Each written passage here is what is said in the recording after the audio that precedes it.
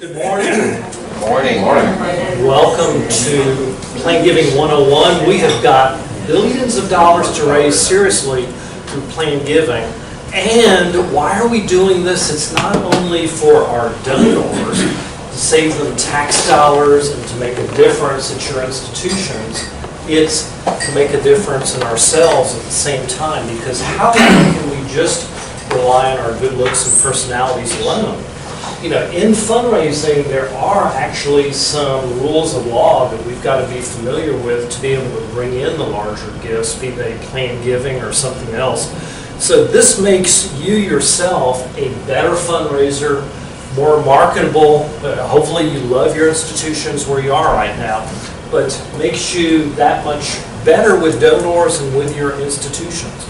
Now, Plan Giving is going to bring in a bunch of outright money. It's going to bring in a bunch of endowment money, not only long-term, but short-term too. Please don't make the mistake of thinking that Plan Giving is only deferred giving. Yes, deferred giving is a lot of it. It's dead people leaving you money through their wills and the like, but it's also some upfront money. When we talk about the non-grantor charitable lead annuity trust and some of the other ways that money can come in today, I think your institutions will feel even better because you're bringing money in today as well as tomorrow.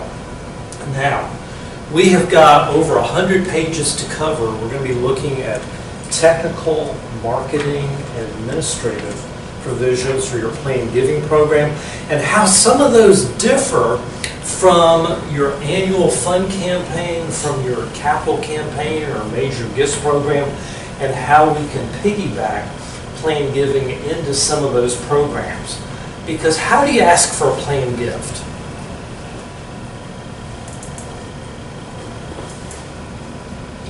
You say you're not looking so good today and would like to talk to you about a planned gift? No. No, you could say something like, we know you've been very supportive of us for so many years, and we'd be interested in considering ways to continue support into perpetuity.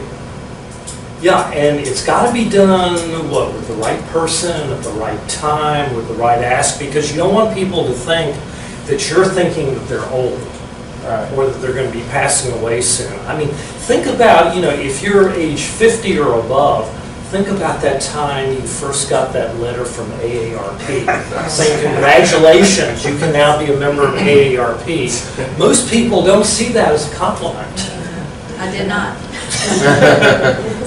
Yeah, Gina's almost a grandmother and almost an AARP member, but how do we ask Gina for a planned gift? How do we ask for our grandparents to make a planned gift? All sorts of different approaches. Because let's say you've got children, grandchildren, does it look like you're trying to take money away from those children and grandchildren? Yes. So you've got to be real careful about how you approach people, how you cultivate them, how you solicit them for planned gifts, because you don't want to go in like a vulture and say, hey, I'm here to help. It's got to be something more than that, because otherwise they think maybe they don't like my family. And we're going to talk about, next on the slide deck here, the kids growing up in suburban Pittsburgh. And one says to the other, when I grow up, I want to work with the affluent. I'm sure a lot of you said that. I want to work with the high net worth individuals. We didn't even have high net worth individuals until about 20 years ago. I don't know who came up with that terminology, high net worth individuals. But we're going to be working with regular people. We're going to be working with very affluent people. We're going to be working with all types of people. I've got a donor in Dallas, Texas right now who says, Calder, if my checking account goes below $20 million, I feel antsy, like I don't have enough money. And she's serious about this. Below $20 million, she lives there in the Highland Park part of Dallas. She likes to keep that little savings account of $20 million. And she is a never giver to date to her college. church. So how do we go after never givers who have $20 million in the bank, but she's also a physician, married to a physician? How do we go after some of these people who maybe haven't made a gift, but they're good suspects or prospects for down the road? You know, back when I worked at Emory as director of planned giving, people would say, Calder, why do you need my lousy $1 million when you've got $8 billion in the bank at Emory? So it does go back to the case for support. No matter whether you have a $50 million endowment or a $1 million endowment or an $8 billion endowment, why do you really need my support? Whether I'm a regular person or a high net worth individual. So Gina's going to share with us some of the latest trends and statistics of when I grow up, I want to work with the affluent. But high net worth individuals versus others. But what's her name? Nice lady. Just checking. Yeah, we'll just call her Nice Lady, and I kid you not, you have to know these nice people. When I first met her, she said, Calder, can we meet at the Red Roof Inn? Ooh. And I said, okay, bad sign here. Never Giver wants to meet at the Red Roof Inn. They're outside of Dallas. And she said, oh, don't worry, our house is getting renovated. So that made me feel a whole lot better. But she didn't want to spend more than $99 a night on a hotel room. That's why she had $20 million in the bank. So, you know, a lot of people are very frugal in this area, no matter how much they have. So Gina's going to share with us, how do we work with these rich people? Do we go across the street to the Ritz-Carlton, or how do we do it? Well, a lot of times too, these older people have gone through the depression and things like that, and they're like very, same thing like with my parents teaching me early, you know, clean your plate, because my parents still have that mindset, you know, make sure that you cherish and keep hold of everything you have. So I think that's part of it.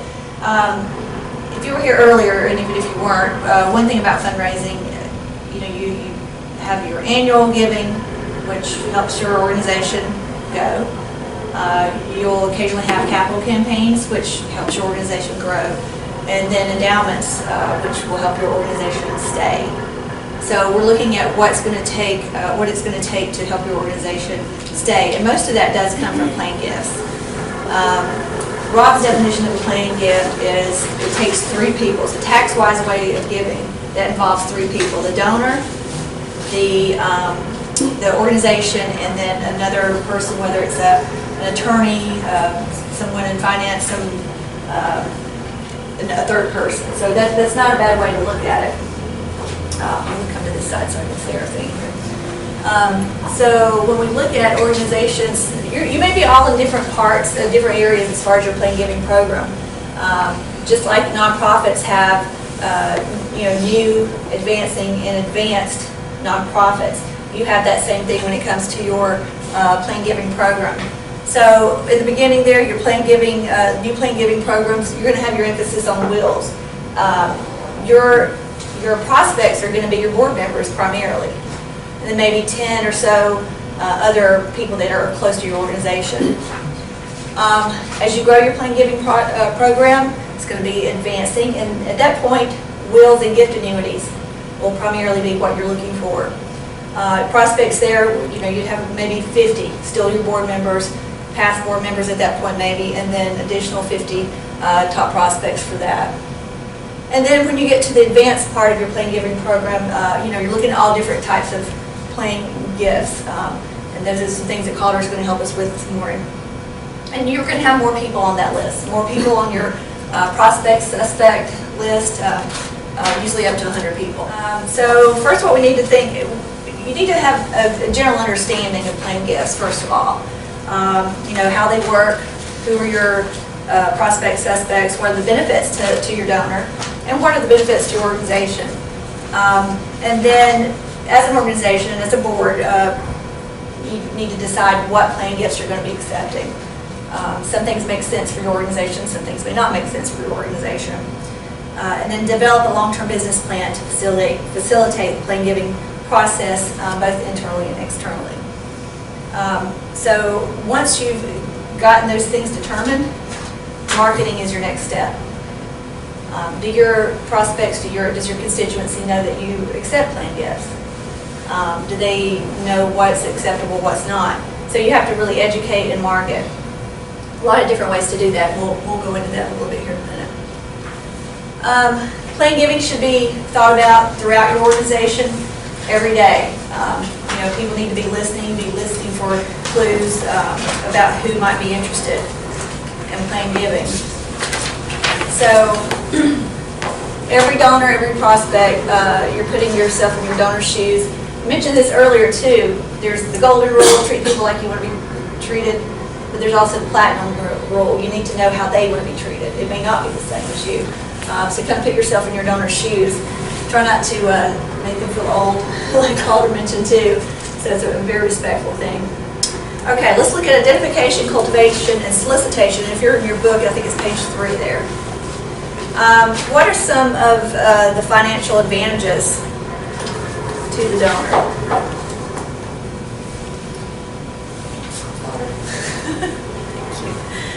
And I'm going to kind of read some of this because I think it's better than just going off the cuff here, because I want to look at this and then Calder can go into more specifics. A substantial contribution toward the charity's future can be made while at the same time providing the donor with a lifetime of income. Such a gift may actually increase the donor's annual income if, for example, a low dividend yielding security is transferred to the gift arrangement for reinvestment. So let your donors know how they can be helpful to them. The donor is entitled to a substantial present federal income tax charitable contribution deduction. That's a mouthful. Generally, gifts of long-term appreciated property are not subject to capital gains tax, or will at least be favorably treated. There will be no federal estate tax on the gift to the charity. Another person will receive the life income interest if he or she survives. Only the life interest of that person is subject to the federal estate tax. Federal estate tax takes 40% of somebody's assets at the time of death if essentially they're worth more than about $11 million, husband and wife. So a lot of folks are saying, I'm going to take 40% of my money, I'd rather give it to XYZ charity instead.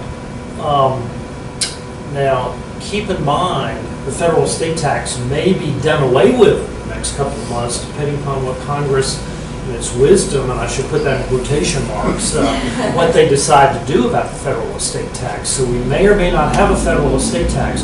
Federal estate tax used to be 50%, 55%, even higher. Right now, though, 40% still for your high net worth individuals, a huge tax bite. Now, what I sometimes tell people is maybe we could change it and have a birth tax instead of an estate tax. Tax everyone 40% of the time of birth. But they think I'm serious. Your probate and administration costs are reduced. And then the donor is free from management worries and responsibilities in regard to assets transferred. That takes some responsibility there from the donor.